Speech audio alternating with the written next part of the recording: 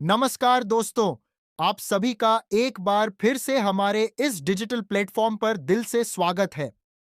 अगर आप EPS 95 pension योजना से जुड़े हुए हैं या आपके परिवार का कोई भी सदस्य ईपीएस 95 के तहत पेंशन प्राप्त करता है, तो आज का यह वीडियो आपके लिए बेहद खास होने वाला है। पिछले कुछ समय से सोशल मीडिया, व्हाट्सएप ग्रुप्स और विभिन्न ऑनलाइन प्लेटफॉर्म्स पर लगातार एक ही बात चर्चा में बनी हुई है कि क्या आखिरकार ईपीएस 95 पेंशन धारकों की मिनिमम पेंशन 7,500 रुपए प्रति महीने और इसके साथ महंगाई भत्ता डीए लागू होने जा रहा है? क्या केंद्र सरकार इस दिशा में कोई बड़ा कदम उठाने वाली है या फिर यह बात अभी केवल मांगों और चर्चाओं के स्तर पर ही अटकी हुई है? आज के इस वीडियो में हम इन्हीं सभी सवालों पर गहराई से बात करेंगे, उपलब्ध जानकारियों का सही विश्लेषण करेंगे और समझेंगे कि आखिरकार जमीनी हकीकत क्या है। इसलिए इस वीडियो को शुरू से अंत तक पूरा जरूर देखिएगा ताकि कोई भी काम की जानकारी आपसे छूट न जाए। अगर आप चाहते हैं कि पेंशन, ईपीएस 95, ईपीएफओ और अन्य सरकारी योजनाओं से संबंधित हर जरूरी अपडेट सबसे पहले आपको मिले, तो वीडियो को अभी लाइक कर दीजिए और नीचे दिए गए बटन को दबाकर हमारे चैनल को सब्सक्राइब जरूर कर लीजिए। साथियों, सबसे पहले यह समझना बहुत जरूरी है कि पिछले कई सालों से आईपीएस 95 पेंशन भोगी लगातार अपनी मिनिमम पेंशन में बढ़ोतरी की मांग कर रहे हैं। पूरे देश में अलग अलग संगठनों द्वारा समय समय पर धरने, प्रदर्शन, ज्ञापन और आंदोलन आयोजित किए गए हैं। इन्हीं संगठनों में राष्ट्रीय संघर्ष समिति से जुड़े प्रतिनिधि और कमांडर अशोक रावत भी लंबे समय से पेंशनर्स की इन जायज मांगों को अलग अलग मंचों पर प्रमुखता से उठाते रहे हैं। उनकी मुख्य मांगों में न्यूनतम मासिक पेंशन को 7,500 रुपए तक करना, महंगाई राहत जैसी व्यवस्था जोड़ना, बेहतर स्वास्थ्य सुविधाएं प्रदान करना और सालों से लंबित अन्य विसंगतियों को दूर करना शामिल रहा है। इन मांगों को लेकर कई मौकों पर सरकार को ज्ञापन भी सौंपे गए हैं। हालांकि अभी तक केंद्र सरकार की ओर से 7,500 रुपए प्लस डीए लागू करने का कोई आधिकारिक नोटिफिकेशन जारी नहीं किया गया है। यही वजह है कि सोशल मीडिया पर शेयर की जा रही हर खबर को अंतिम सच मान लेना सही नहीं होगा। दूसरी तरफ पिछले कुछ दिनों से इंटरनेट पर कई तरह की बातें काफी तेजी से फैलाई जा रही है। कहीं यह कहा जा रहा है कि बहुत बड़ी बैठक संपन्न हो चुकी है, कहीं यह दावा किया जा रहा है कि फाइल आखिरी स्टेज में पहुंच चुकी है, तो कहीं यह भी कहा जा रहा है कि जल्द ही कोई बड़ा ऐलान सुनने को मिल सकता है। परंतु जब भी ऐसी खबरें सामने आती हैं, तो सबसे अहम बात यही होती है कि क्या संबंधित मंत्रालय या सरकार की तरफ से कोई ऑफिशियल नोटिफिकेशन जारी हुआ है या नहीं, क्योंकि किसी भी योजना या पेंशन के नियमों में बदलाव तब तक लागू नहीं माना जाता जब तक कि उसका उचित सरकारी आदेश जारी न हो जाए। इसीलिए किसी भी वायरल मैसेज या वीडियो पर यकीन करने के बजाय आधिकारिक सूचना की प्रतीक्षा करना ही सबसे सुरक्षित और सही तरीका माना जाता है।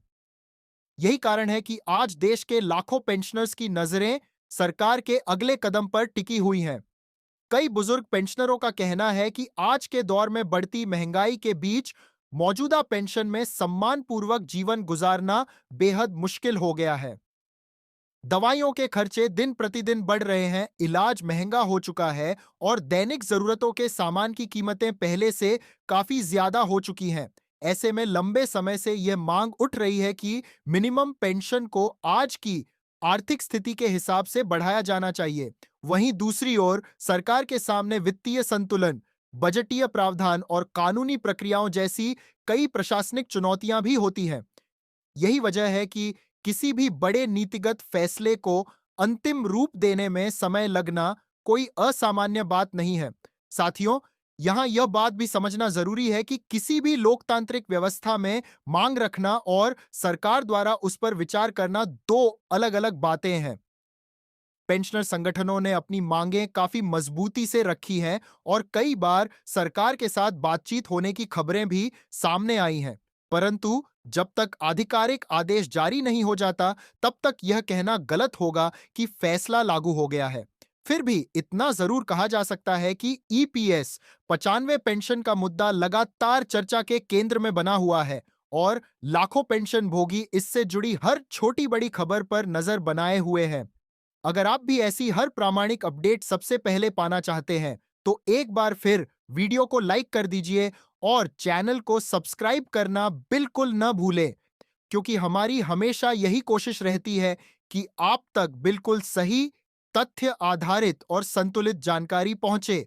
अब प्रश्न यह उठता है कि यदि आने वाले समय में सरकार मिनिमम पेंशन बढ़ाने का फैसला लेती है, तो इसका क्या प्रभाव पड़ेगा?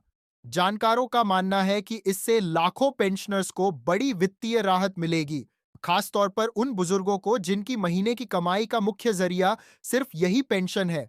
दूसरी तरफ इस तरह के किसी भी बड़े फैसले का सरकारी खजाने पर भी काफी गहरा व वित्तीय असर पड़ता है। इसीलिए सरकार सभी पहलुओं का बारीकी से अध्ययन करने के बाद ही अंतिम निर्णय लेती है। यही कारण है कि फिलहाल किसी निश्चित तारीख या रकम को लेकर दावा करना सही नहीं होगा।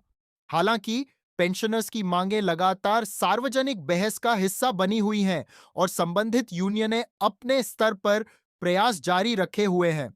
कमांडर अशोक रावत सहित कई प्रतिनिधियों ने अलग अलग मौकों पर यह बात कही है कि पेंशन बुजुर्गों के सम्मान का विषय है और उनकी आर्थिक सुरक्षा सुनिश्चित की जानी चाहिए। उन्होंने बार बार यह भी दोहराया है कि जब तक उनकी मांगों पर कोई ठोस प्रगति नहीं दिखती, तब तक संगठन अपनी आवाज उठाता रहेगा। वहीं दूसरी तरफ सरकार की ओर से भी समय समय पर यह स्पष्ट किया जाता रहा है कि सभी विषयों पर नियमों और उपलब्ध वित्तीय संसाधनों के मुताबिक ही विचार किया जाता है। ऐसे में आने वाले समय में यदि कोई आधिकारिक घोषणा होती है, तो उसी का इंतजार करना सबसे समझदारी भरा विकल्प होगा। अंत में यही कहा जा सकता है कि इस समय 7,500 रुपए प्लस डीए को लेकर काफी चर्चाएं जरूर चल रही हैं, लेकिन अभी तक इस संबंध में कोई सरकारी आदेश जारी नहीं हुआ है। इसलिए किसी भी वायरल संदेश या बिना पुष्टि वाले दावे के आधार पर किसी नतीजे पर पहुंचने से बचें। जैसे ही सरकार ईपीएफओ या संबंधित मंत्रालय की तरफ से कोई आधिकारिक नोटिफिकेशन आएगा, हम सबसे पहले उसकी पूरी जानकारी आसान भाषा में आपके सामने लेकर आएंगे। तब तक के लिए धैर्य बनाए रखें, केवल आधिकारिक सूचनाओं पर ही भरोसा करें और किसी भी अफवाह को फैलने से रोकें। मिलते हैं अगली जरूरी अपडेट के साथ। मैं हूं आपका होस्ट अमित वर्मा। धन्यवाद।